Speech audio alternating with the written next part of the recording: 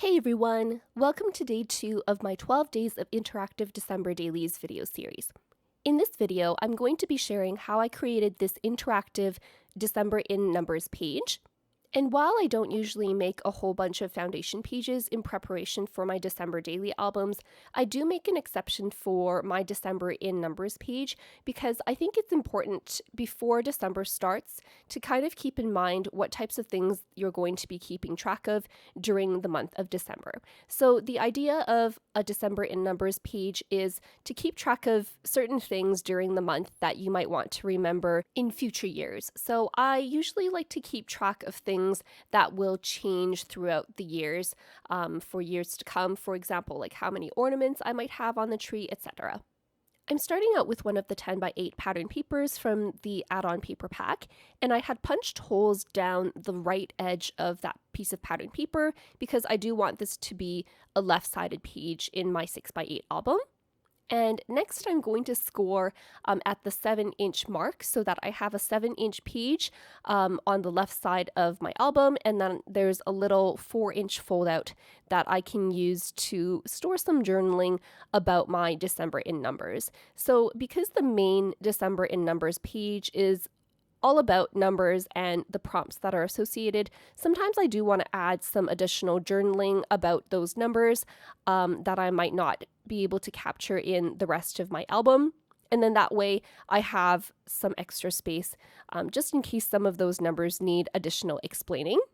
So I'm going to create 2 little pockets to go along this little flip out section here, and that's going to store my 2 4x4 journaling cards, and those are from the main kit. So I've cut 2 pieces of white cardstock at 5 inches wide by 4.5 inches tall, and then I scored on the 5-inch side at 1/2 inch and 4.5 inches, and then I scored at the 4.5 inch side at just 1/2 inch to create those 3 hinges for the bottom of those pockets. Then I applied some score tape onto each of those 3 hinges so that I can stick these down onto my page later on. And to reduce bulk in those corners of the pockets when I'm folding these hinges over, I'm just cutting at a diagonal across those 2 where the score lines intersect. And that way, when you fold these hinges down and then adhere your pocket onto the page, there's less bulk in those 2 bottom corners of those pockets. Just burnishing down all of those fold marks with my bone folder to make sure that everything is nice and crisp. And now I'm going to apply these pockets onto that little flap that I have. So just making sure that the opening of the pocket is facing the right side. And you'll notice a bit of a gap between those 2 pockets. That's because the pockets are about 4 inches wide and the height of the page is about 8.25 inches tall. So you'll have about 1/4 inch space in between those pockets, but it's better to have some space between the pockets because we're going to be covering them later on.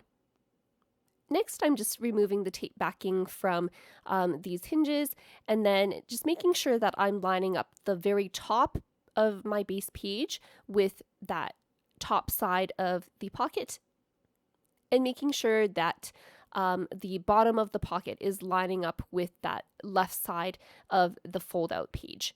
And repeating those same steps with this bottom pocket, making sure that those bottom edges are nice and lined up as well. Next, I have another piece of pattern paper from that same 10 by 8 add-on paper pack.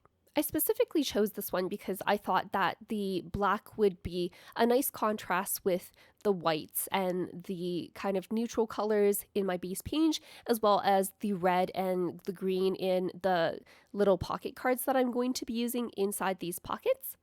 And I'm just measuring out a piece to cover up the front panel of these 2 pockets here. So that's about 3 3/8 inches wide by 8 inches tall.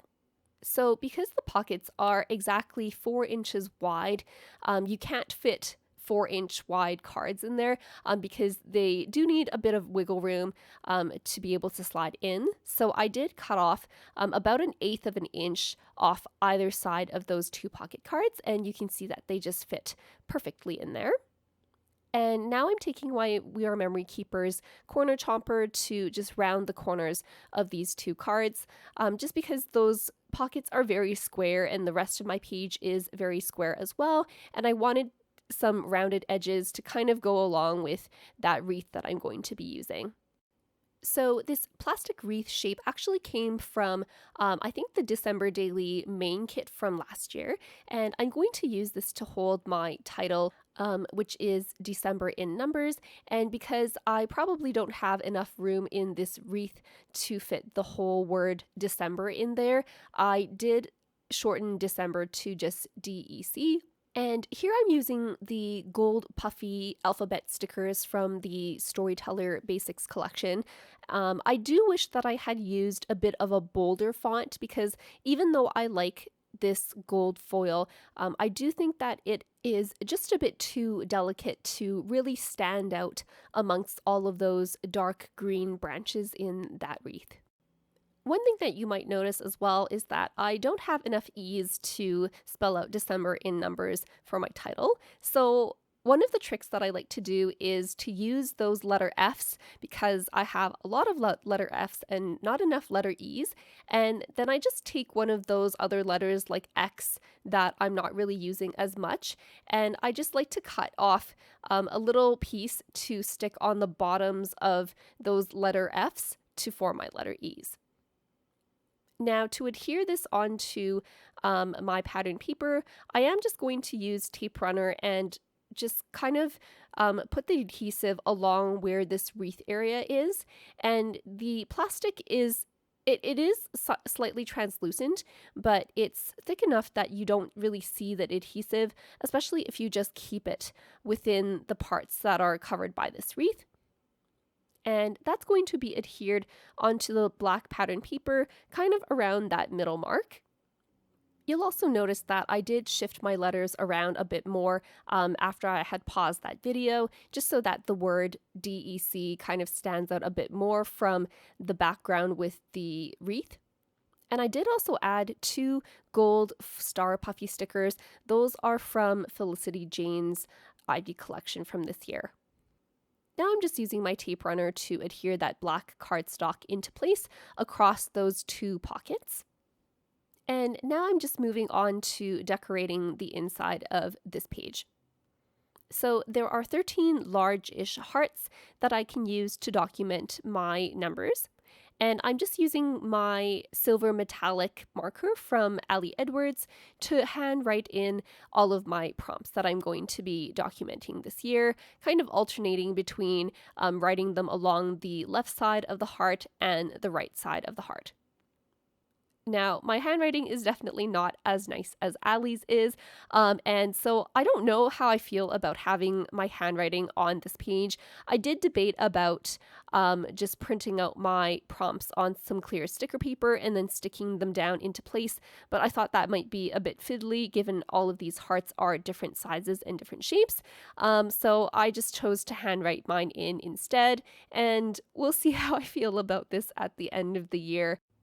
As for the actual numbers that I'm going to be using to document my December in numbers, I am going to use these gold puffy stickers from the main kit. And I was initially concerned because last year I had used the gold puffy numbers from last year's kit, and I was fortunate that the number 8s had those little fallout pieces that I could use as decimal points, but this year's number 8s do not. So I was reminded by one of the members of the December Daily group on Facebook that last year's numbers actually have the same gold tone as this year's numbers do. So if you're in the same situation as me, you can always use last year's number 8 fallouts as decimal points this year. Here's a quick look at how my page is looking so far. You'll notice that I had added some star stickers in each of those hearts beside my prompts. I just wanted to add a bit more color to that otherwise very neutral page. These were from the December Daily sticker advent calendar from last year, and I just like how the stars kind of filled up some of that extra space in beside those prompts as well. If you haven't already seen my December in Numbers page from last year, this was the foundation page that I had made as part of my Back to Basics product play lesson in the product play class from last year. And in that lesson, I have a download with more than 30 different prompts that you could potentially document from your December in Numbers, or feel free to come up with your own prompts as well to document the things that matter most to you. If you have any questions, feel free to leave them in the comments down below. If you liked this video, then make sure to give it a thumbs up, and be sure to subscribe for more December daily process videos. Thanks so much for watching!